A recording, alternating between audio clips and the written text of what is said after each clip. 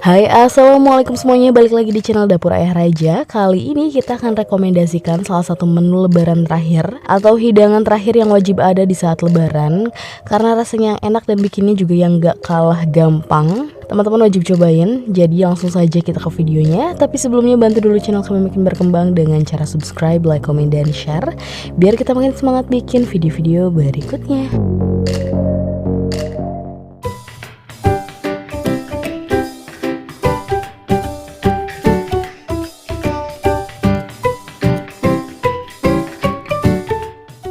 Nah, di sini kita sudah siapkan 6 siung bawang merah, 5 siung bawang putih, 2 ruas jahe, dan 8 butir kemiri. Kemudian ini tinggal kita haluskan. Sudah ditambahkan air secukupnya. Kemudian bumbu halusnya langsung kita tumis.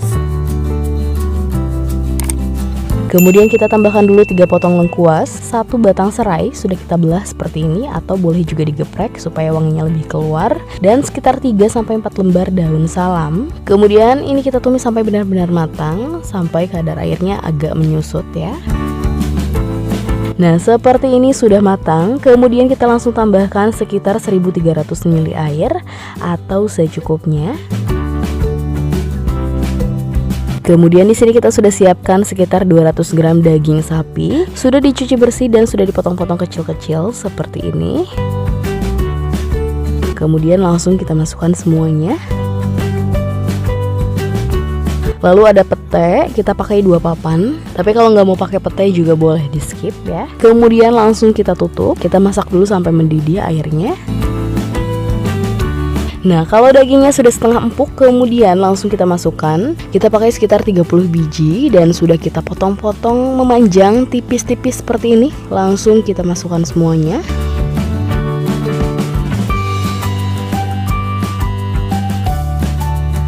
Dan sekitar 15 cabai hijau dipotong-potong juga sama, tipis-tipis memanjang seperti ini. Diratakan dulu.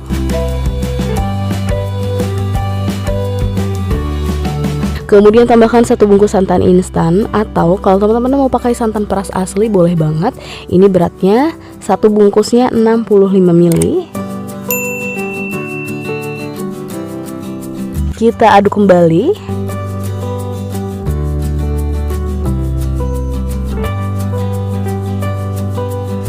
Kemudian langsung seasoning. Di sini kita pakai 3 sendok teh garam, 3 sendok teh micin, dan sekitar 4 sendok makan gula pasir. Kita tuang ini beberapa kali karena sendoknya kecil banget ya teman-teman. Tuh, jadi ini sendoknya kecil banget. Jadi kalau diakumulasikan ini sekitar 4 sendok makan gula pasir. Kita aduk kembali sampai bumbunya larut.